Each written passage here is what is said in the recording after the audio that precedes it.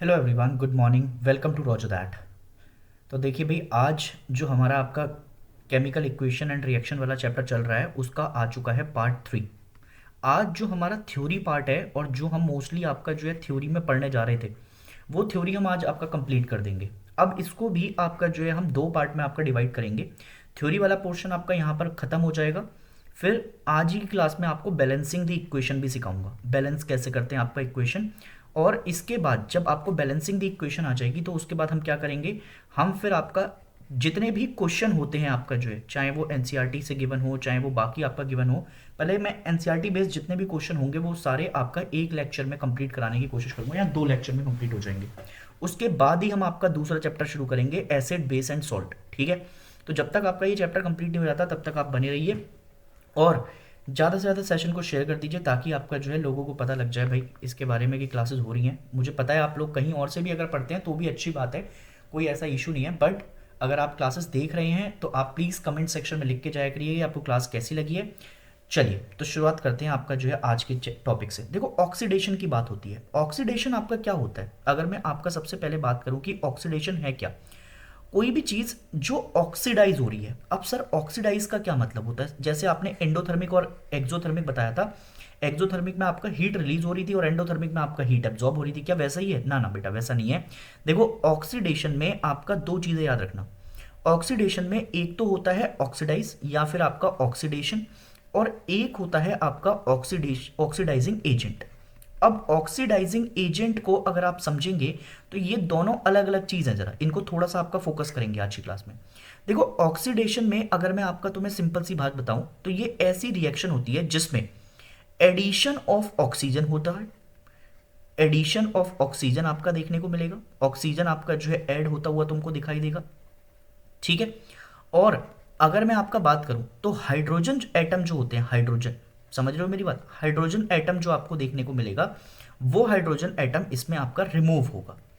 इसको बिल्कुल एग्जांपल के साथ समझाऊंगा, टेंशन मत लेना। ठीक है, अगर मैं आपसे कहूं कि ऑक्सीडाइजिंग एजेंट क्या है, तो कोई भी ऐसा सब्सटेंस, समझ रहे हो मेरी बात, दोबारा बोल रहा हूं, कोई भी ऐसा सब्सटेंस जो कि ऑक्सीजन प्रोवाइड करता है, या तो ऑक्सीजन प्रोवाइड करे या फिर आपका जो है क्या करे, हाइड्रोजन को आपका रिमूव करे, ऐसे किसी भी सब्सटेंस को आपका ऑक्सीडाइजिंग सब्सटेंस या ऑक्सीडाइजिंग एजेंट के नाम से आपका जाना जाता है। इन दोनों बातों को आपका याद रखिएगा। ठीक है, ऑक्सीडेशन में क्या होगा, addition of oxygen and removal of hydrogen. चलिए जरा आपका यहां पर देखते हैं, जरा एक एक एग्जांपल के साथ आपको डिफाइन करने की कोशिश करता हूं, बिल्कुल बेसिक से समझाता हूं। देखो, सबसे पहले आपका Cu प्लस ऑक्सीजन, कॉपर और ऑक्सीजन आपका जो मिल गया।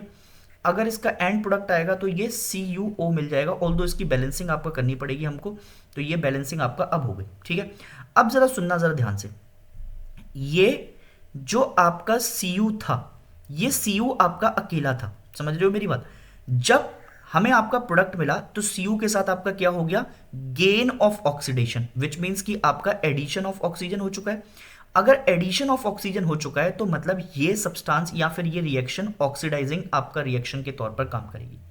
ठीक है, चलो एक और एग्जांपल लेते हैं। CH4 मीथेन की तरफ आपका जो चल रहे हैं, प्लस ऑक्सीजन की तरफ चलो। अब जरा ध्यान से देखना, ये मिल रहा है जी आपका CO2, तो इसको अगर ऑक्सीजन आपका गेन हुआ है तो सर ये क्या है, ये आपका जो है बेसिकली ऑक्सीडाइजिंग एजेंट है, प्लस H2O। ठीक है सर, ये आपका जो है बेसिकली एंड प्रोडक्ट में आएगा। इसकी बैलेंसिंग भी अगर करना चाहो तो यहां पर आपका 2O2 कर दो और यहां पर 2H2O कर दो, ये बैलेंस हो जाएगी। ठीक, तो सर ऐसे ही आपका जो है बेसिकली अलग अलग हम क्या देखते हैं, अलग अलग आपका रिएक्शन देखते हैं। अब देखो, फोटोसिंथेसिस भी जो है बेसिकली वो आपका इसी के एग्जांपल्स में आएगा। ऑक्सीडेशन आपका जो है बेसिकली जहां पर इलेक्ट्रॉन लूज हो रहे होते हैं, ये भी आपका एक डेफिनेशन बन जाती है यहां से। ठीक है, तो ध्यान रखेंगे कि जहां पर भी addition of oxygen, hydrogen atom आपका रिमूव हो रहे हैं उसको आपका ऑक्सीडेशन कहते हैं। और रिडक्शन किसको कहा जाता है, रिडक्शन इसका जस्ट अपोजिट होता है। रिडक्शन की प्रोसेस की तरफ जाओगे तो रिडक्शन प्रोसेस आपका इसका जस्ट अपोजिट होगा।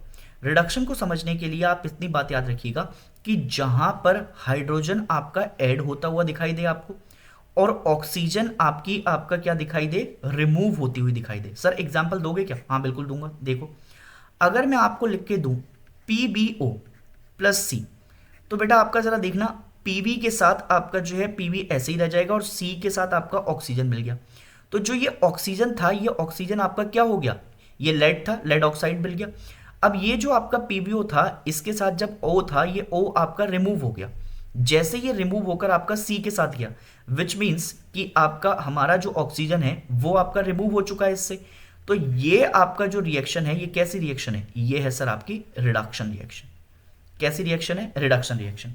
और रिड्यूसिंग एजेंट क्या होगा, रिड्यूसिंग एजेंट अगर आपकी बात करेंगे हम, तो रिड्यूसिंग एजेंट को आप कुछ ऐसे समझते हैं कि ऐसा कोई भी सब्सटेंस जो कि हाइड्रोजन को तो आपका क्या कर दे, हाइड्रोजन को तो आपका बेसिकली ऐड कर दे, कोई भी ऐसा सब्सटेंस जो हाइड्रोजन को ऐड कर दे और ऑक्सीजन को आपका क्या कर दे, ऑक्सीजन को आपका रिमूव करने में हेल्प करे, ऐसा कोई भी सब्सटेंस आपका रिड्यूसिंग एजेंट के नाम से कहलाएगा।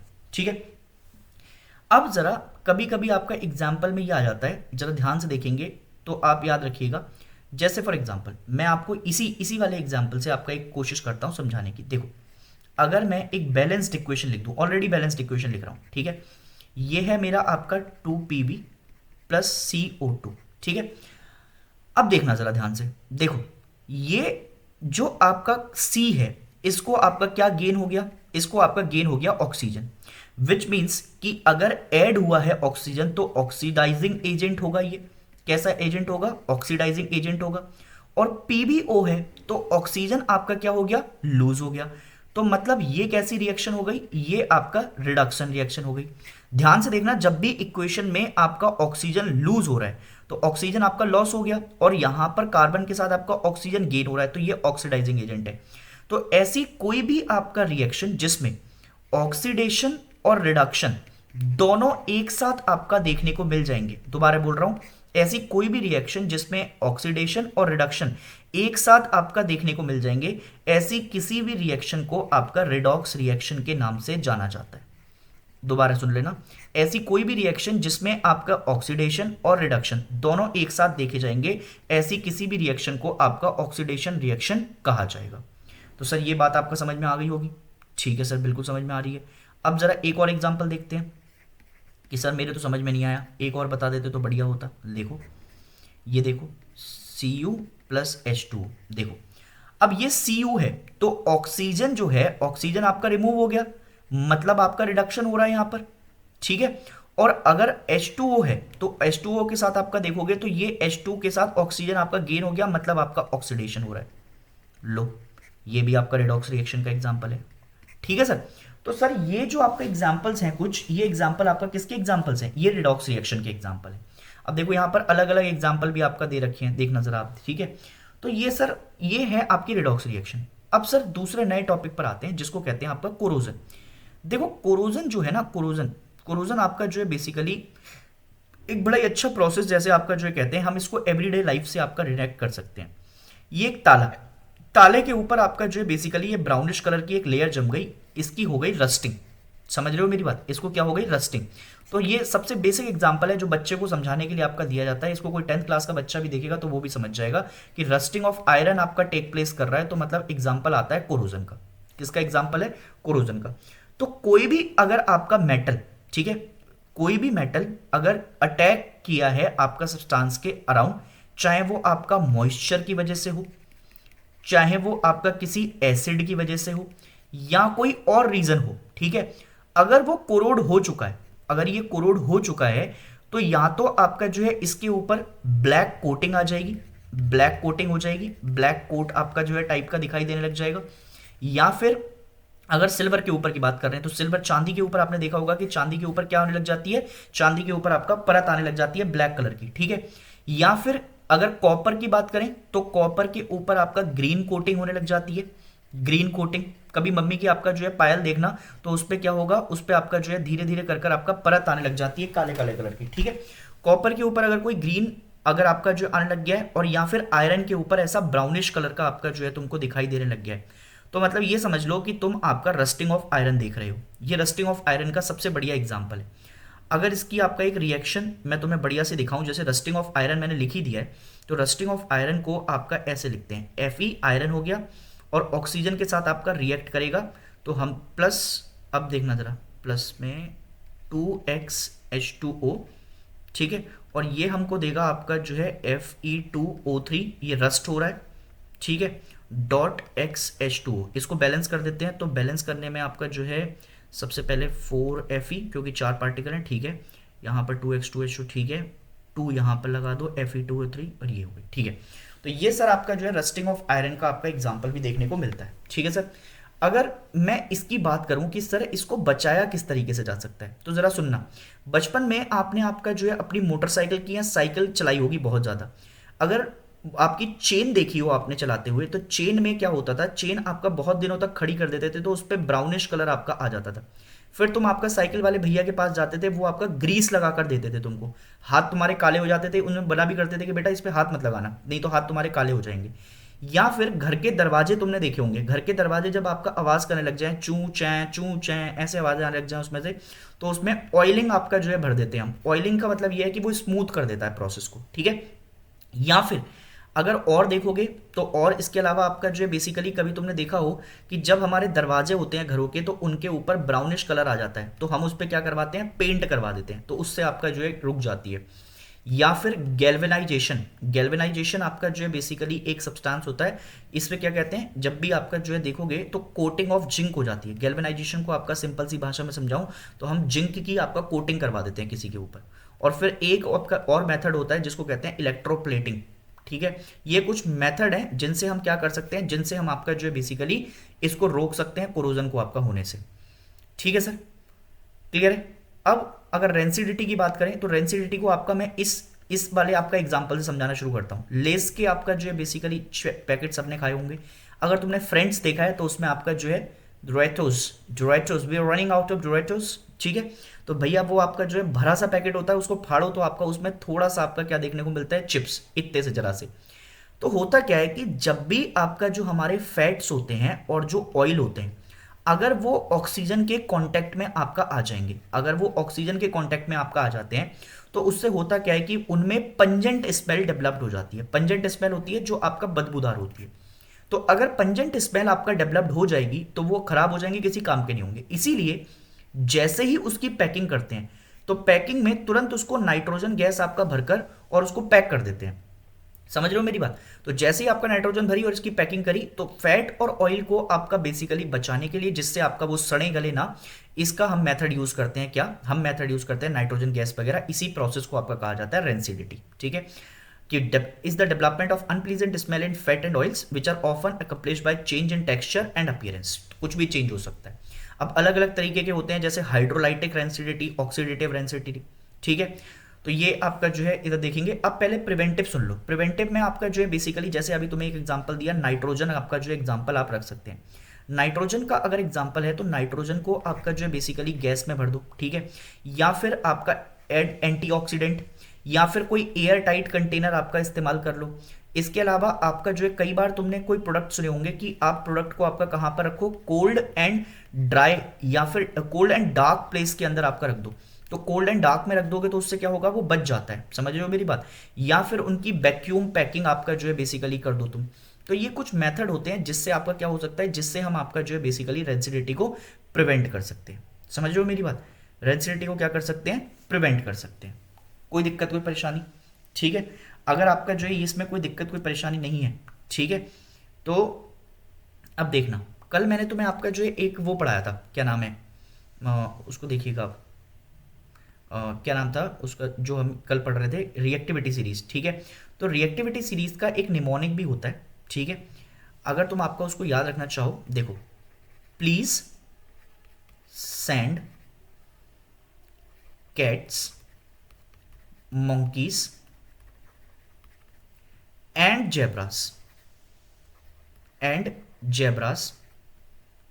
in lovely happy cages made of silver, gold and platinum, ठीक है सर। तो सर ये जो आपका बेसिकली है, ये कल हमने मेटल देखे थे, रिएक्टिविटी सीरीज जो थी मेटल की, उसको याद करने का आपका तरीका है। देखो, प्लीज मतलब आपका पोटेशियम, पोटेशियम मतलब के, ठीक है। सेंड सोडियम, सोडियम मतलब Na। कैट्स Ca, Ca मतलब आपका कैल्शियम, ठीक है। मोंकीज, मोंकीज मतलब आपका जो है Mg, ठीक है, मोंकीज आपका जो है मैग्नीशियम, एल्यूमिनियम एंड आपका जो है बात करेंगे तो एल्यूमिनियम का Al हो जाएगा। फिर जेब्रास की बात करिए तो जेब्रास जिंक, जिंक मतलब Zn। फिर आपका आयरन की बात आई है इन, तो आयरन, आयरन मतलब आपका जो है Fe। फिर आपका जो है लवली, लवली मतलब लेड, तो लेड मतलब आपका जो है Pb। पीवी के अलावा फिर आपका हैप्पी, हैप्पी मतलब हाइड्रोजन, हाइड्रोजन मतलब आपका एच। फिर उसके अलावा कॉपर, केजिस, तो केजिस आपका जो है कॉपर की है तो Cu। फिर उसके अलावा आपका जो है मकरी पूछा है उसने, तो मकरी में आपका जो है Hg, ठीक है, मेड। फिर उसके अलावा सिल्वर, गोल्ड एंड प्लेटिनम, तो सिल्वर, गोल्ड, प्लेटिनम Ag, फिर Au और फिर प्लेटिनम, ठीक है।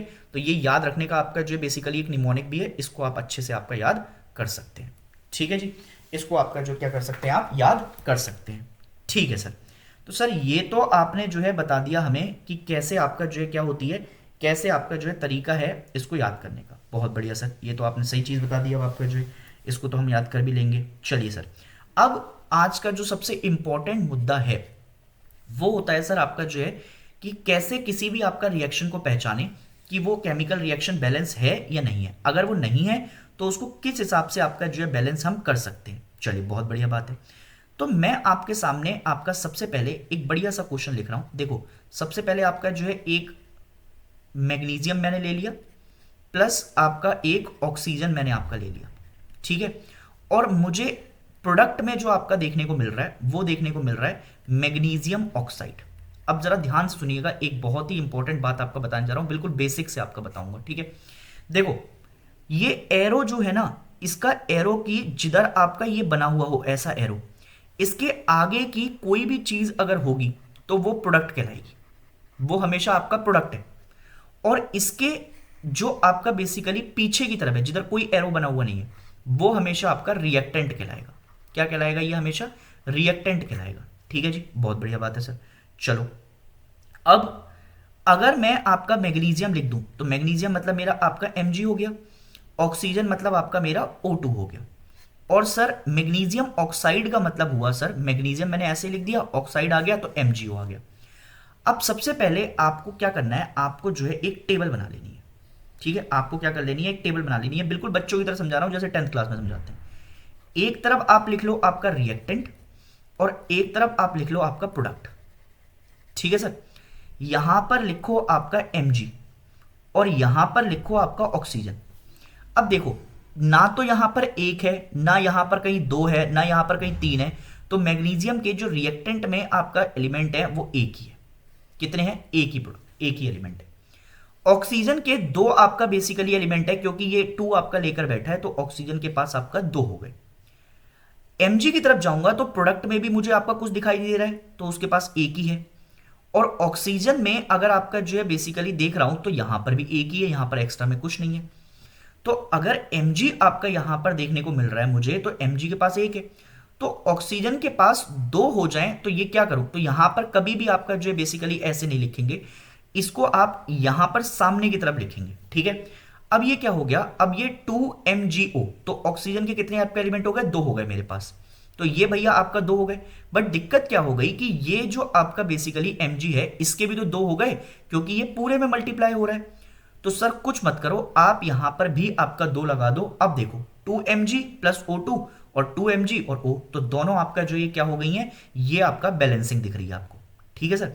चलिए अब जरा नंबर ऑफ एटम आपका जो है और दिखाता हूं। एक आपका जो है देखना जरा ध्यान से, ये आपका इनको कहते हैं नंबर ऑफ एटम। कितने एटम है आपका जो है बेसिकली किसी के पास, लेफ्ट हैंड साइड पे और राइट हैंड साइड पे।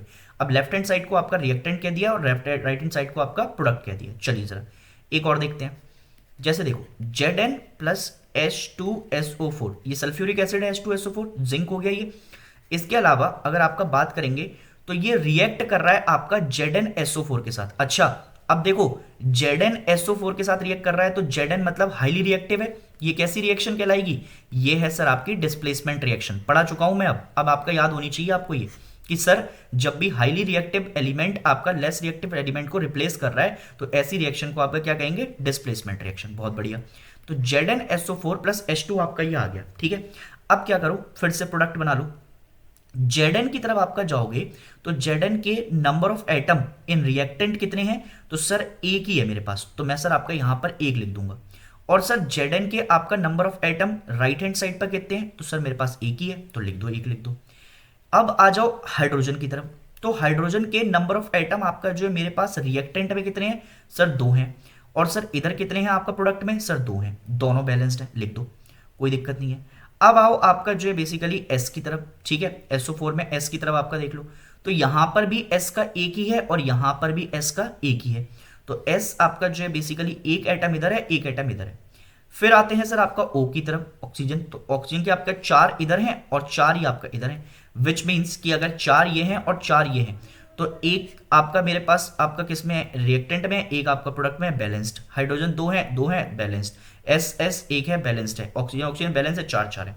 तो भैया इस आपका बेसिकली जो रिएक्शन दे रखी है मुझे, इसमें मुझे किसी भी तरीके की कोई छेड़छाड़ी नहीं करनी है, ये ऑलरेडी आपका बैलेंस्ड है। और इसी चीज को आपका जो है बेसिकली आप समझ जाएंगे कि अब ये बैलेंसिंग आपका करेंगे, ठीक है। तो ये बिल्कुल बेसिक आपका मैंने समझाया है, क्लास लंबी हो जाएगी, आज आपका जो है मैं यहीं तक रखता हूं। अगली क्लास में आपका जो है इसकी बैलेंसिंग के और क्वेश्चन देखेंगे और मैं आपको जो है तरीके सिखाऊंगा कि कैसे क्वेश्चन को अटेम्प्ट किया जाता है। तब तक के लिए अपना ध्यान रखें। जय हिंद एवरीवन।